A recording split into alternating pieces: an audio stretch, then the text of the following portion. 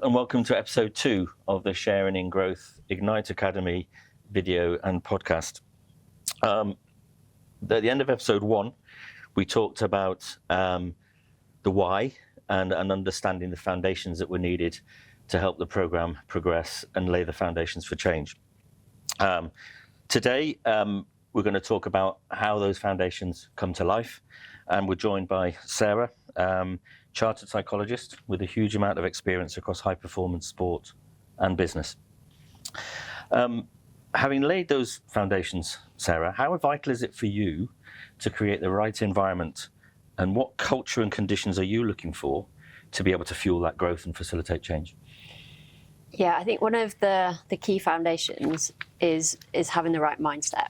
So from the experience I've had in elite and professional sport, if we don't have that performance mindset, we're not going to achieve the things that we want to achieve. So first of all, understanding what mindset do people have, and then how we develop that performance mindset was absolutely key. Can we unpick that a little bit more? Mm-hmm. Can you tell us what is mindset and how does that mindset become high performance? Yeah. So we all have thoughts, beliefs about how we see ourselves, how we see other people, how we see the world. But we're not always aware of them. So they're often unconscious, automatic. We kind of have a lens that we see the world through. So that's what mindset is. And sometimes that mindset will be helpful, sometimes it might be unhelpful. But the first thing we need to do is raise it into consciousness. So how am I seeing the world? What do I think is possible? What do I think is not possible? So you can teach an old dog new tricks? You can. That the plan? You absolutely can. Yeah, there's something called neuroplasticity. So the brain is plastic throughout our whole life, which means we can develop new pathways, new connections, see things differently. I think one of the myths is that our thoughts are facts, or our beliefs are facts, but they're not. They're the interpretation or the lens that we put onto things. So for many of the beneficiaries of the iGnite Academy program, these myths and preconceptions that you talk about, how many of those myths and preconceptions have you been able to explore with Sharing in Growth colleagues in the early stages of the iGnite Academy? Yeah, quite a few really. We first of all, we talk to people about what a performance mindset is. So in our experience in top level sports, top achieving businesses, it's that belief that we can always learn, we can always improve, that we're open to challenge ourselves, that we're open to challenging other people, that we can be agile, particularly in sport. Things change, rules change, new opponents come along. So we have to be able to be agile in the way that we see things, and not just say we've always done it this way and that's what we're going to keep doing. We have to be able to challenge ourselves and think of new ways of doing things. And as you started to look with Gemma and the team, as you started to look deeper into that need and desire for change and growth across the business, what are the other aspects of that high performance mindset have you been able to explore with the team? One of the ones that I think had the biggest impact from observing it and the feedback that we've had was that challenging each other, so that peer feedback. So being able to give feedback on what you think someone is doing well and what you think that they can improve.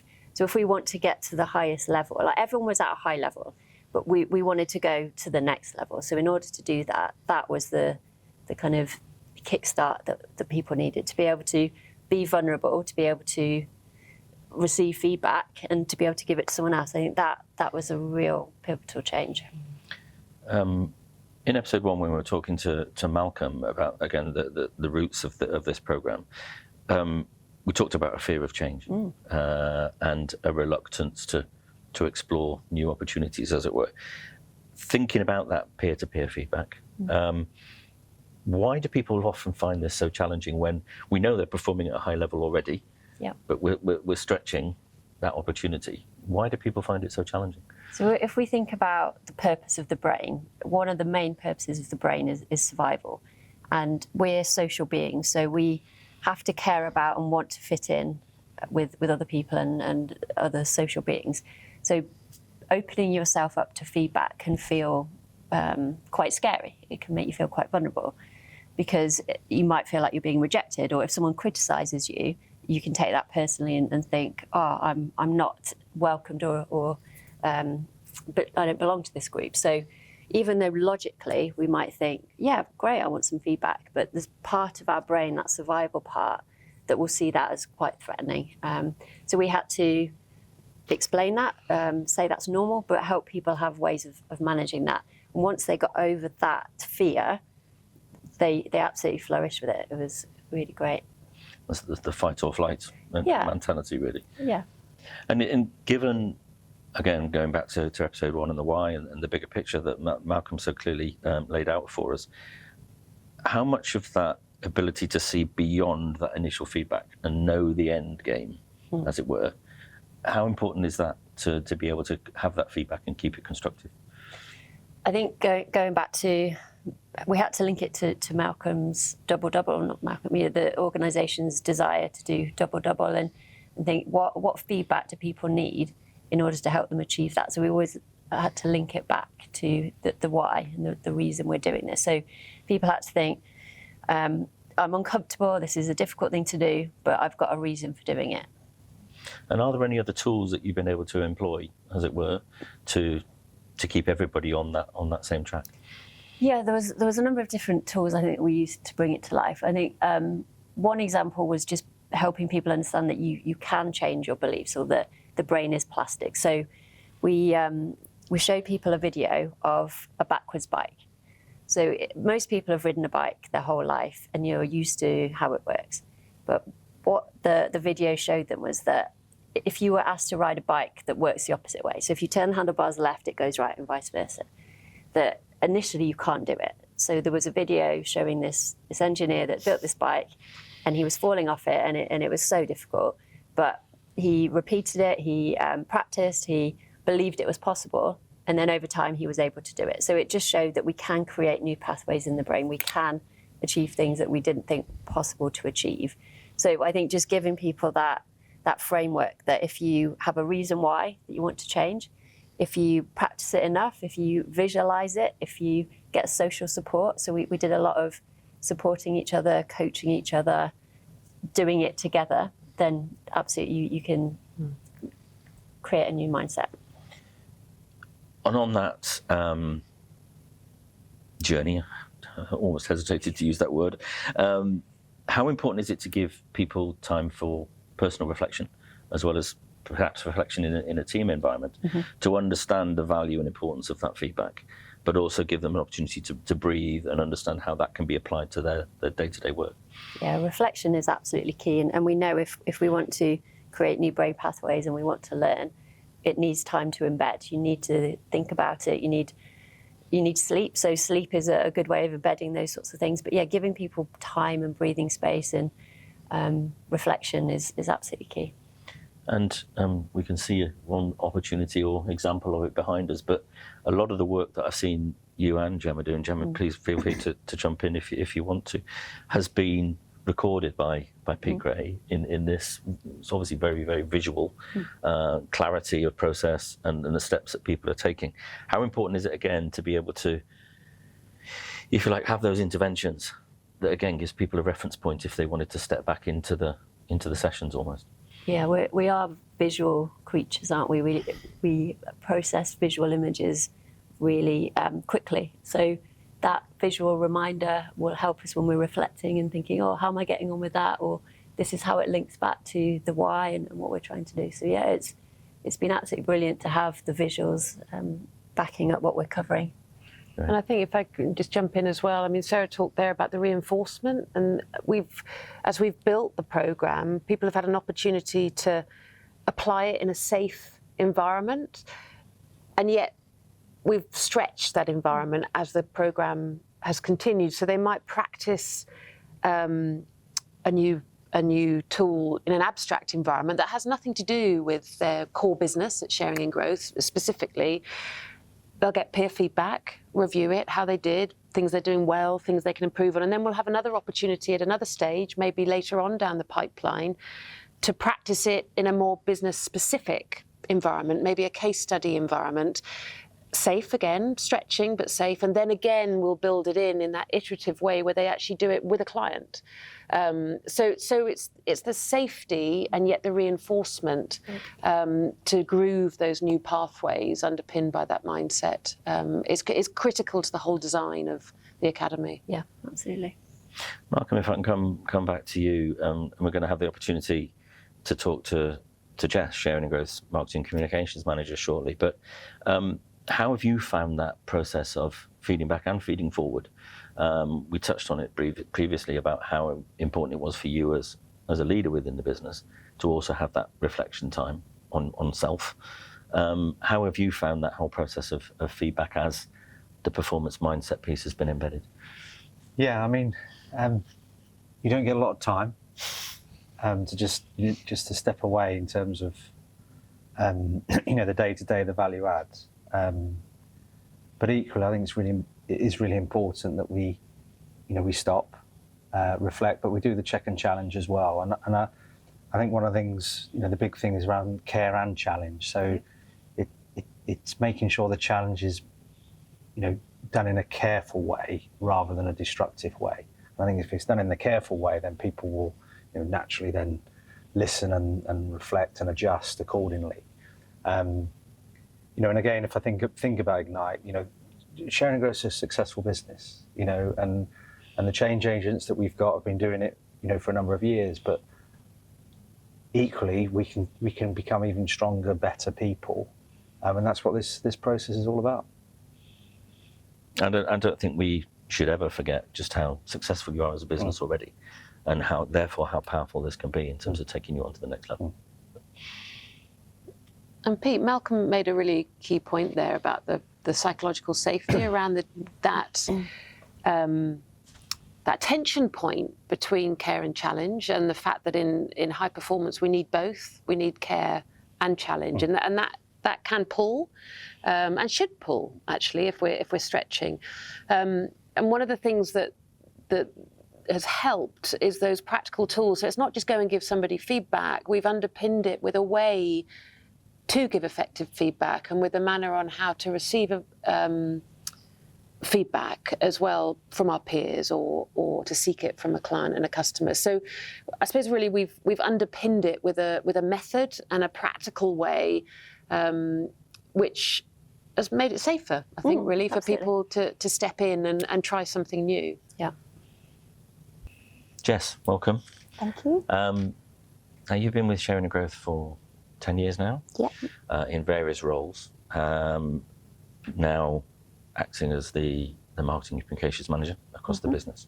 Be really interesting for us and the viewers to understand how you found the Ignite Academy in terms of being in the role. You've had significant career progression through those 10 years, and yet now you're thrown into this new environment, as it were. How have you found it?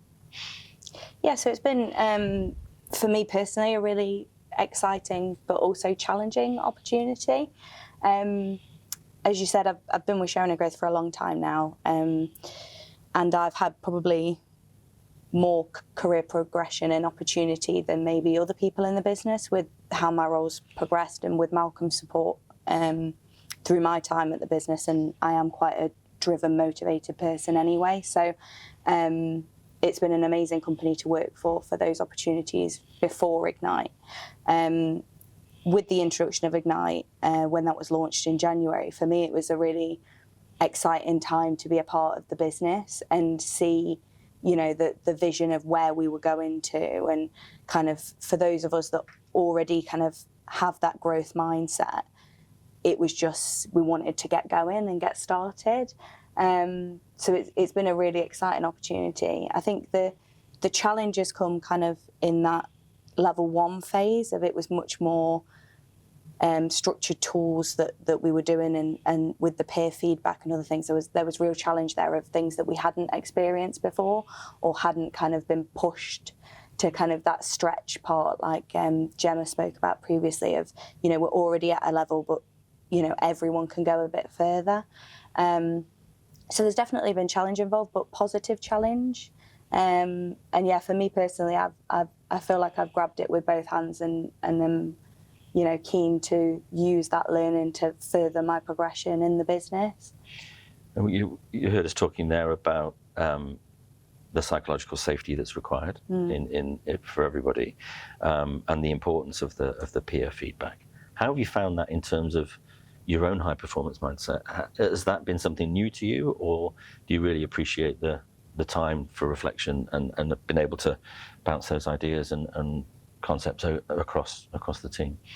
Yeah, massively. So the peer feedback was a new thing that we've kind of done as a business and introduced by iGnite. Obviously, we do have PDRs and one-to-ones and things as part of the process, but from a kind of across the business peer level feedback, that was a new thing. And I remember when we were sat at the level ones and this idea was introduced of, right, you've been working in these groups for a few days, and at the end of it, you are going to provide this peer feedback to each other. And I think the interesting thing for me was when speaking to other people is that we were all absolutely excited about getting the feedback from ourselves, but giving the feedback to other people was where the apprehension was. So there was a lot of fear of offending and fear of kind of how the other person would take it. I think nobody was worried about the feedback they were going to get on themselves. I think we all have these preconceptions of ourselves anyway. We're all very harsh critics of ourselves. And I think no matter what somebody else would have said, we would have already thought about ourselves at some point anyway. So nobody was really worried, that I heard anyway, about the feedback on ourselves. But giving the feedback was the real challenge. The thing that really supported us in doing that was having that time away in the evenings to reflect. So the iGnite courses are residential, so we have the evenings to really reflect and think on the learning. That was really value-add time that we could go back to our rooms, on our own in quiet and really think about giving valuable feedback to people in our groups, because we all really wanted to give people, this gift of feedback that meant a lot to everybody. We were all very keen to receive that peer feedback. So having that time to reflect, having that psychological safety of the environment to be able to provide that feedback to people really helped that. And then when it came to actually delivering the feedback, we had the iGnite facilitators in the room. Sarah, you were in the room with me when we did ours in our group. And that really helped to kind of neutralise the environment a little bit, because it was emotional. This clearly, I think it came out, meant a lot to people, and it came out, especially in our group, everybody wants to support this iGnite journey. Everybody wants to get something out of this journey, and people were very open to receiving that feedback, criticism and the positive feedback as well. For me personally, on my feedback, it really touched me in what others thought about me and the company, and kind of relationships that I hadn't necessarily built previously in my 10 years in the with the business. We'd now really got a lot closer, and having that feedback from people that I hadn't previously worked closely with actually meant a lot, and has reflected how I see myself mirrored in the business as well. So it was a really powerful exercise that we've done, and hopefully we'll continue to build on that and continue to provide each other feedback going forward. I'm going to go off script a little bit here, because a couple of things that Jess said are really powerful, I think. How do you, I'm looking at both of you now, I guess, how do you manage that process of particularly the peer-to-peer feedback and the empowerment that brings as people stay with the program? I'm guessing that people their readiness for that fundamental change in their behaviours, if you like, will be different across the team, and then certainly across the business.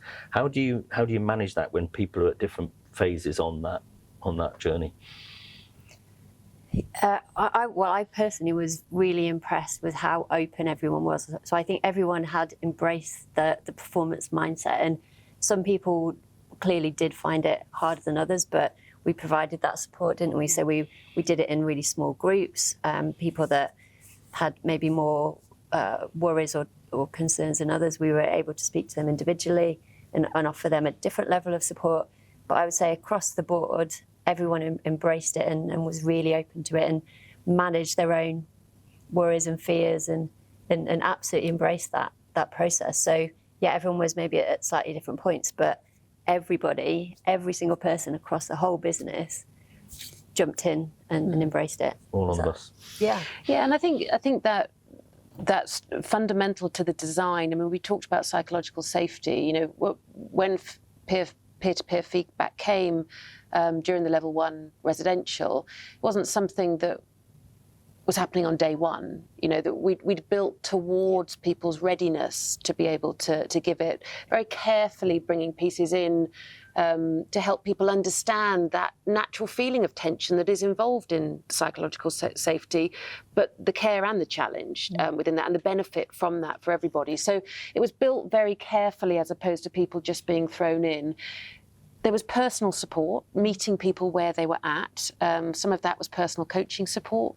As Jess said, it was residential, which gave us the time to do that. And there was also a very clear framework that people could hang their feedback upon, which added to that safety as well. I think what was wonderful for Sarah and I was the power in that exercise and the feedback that we then got as to how powerful that exercise was and what people learned from it. And actually the fact that people are now more able to do it in the moment, you know, as part of an after-action review, client visit, you know, together peer-to-peer, which is the point, it's the back-at-work application. And this is perhaps leading us towards episode 3. But to make that link, how have you two nurtured that empowerment across the group in terms of the cross teams, cross functionality within the business, and how has that helped you create impact around empowerment and intent-based leadership? I think there's a couple of things. I mean, I think we spoke on episode 1 about the importance of setting the foundation before we look at those building blocks in terms of the level 1, 2, and 3. And as part of setting that foundation, as Sarah shared, we started with bringing to a conscious level the mindset we currently have and how we can build on that mindset to ensure that it's a performance mindset to energise and facilitate the change.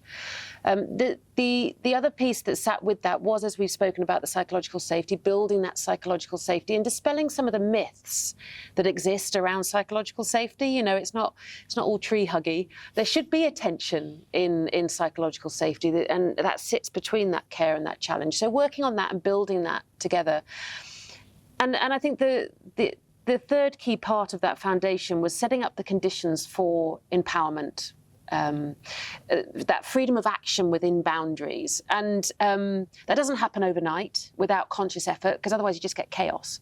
So we worked for many hours setting up intent-based leadership, both with Malcolm and the senior leadership team. And I know we'll talk in more detail about what that is and what that looks like in the next episode. Really, it's such a fundamental part of investing in the conditions to enable everybody in the business to see themselves as a leader. Now, that might be a leader with a capital L in terms of a formal position, or it might be a leader with a small l. But everybody choosing to step up and take accountability and own the move forward together in whatever role that you're in. And that takes a different type of leadership. It takes a different type of conditions.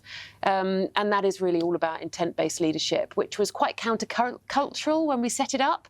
But I think, you know, the feedback that we've had is it's been really pivotal as part of this change and transition. So if you'd like to hear more about creating those foundations for empowerment and intent-based leadership, and ultimately accountability, please join us for episode 3.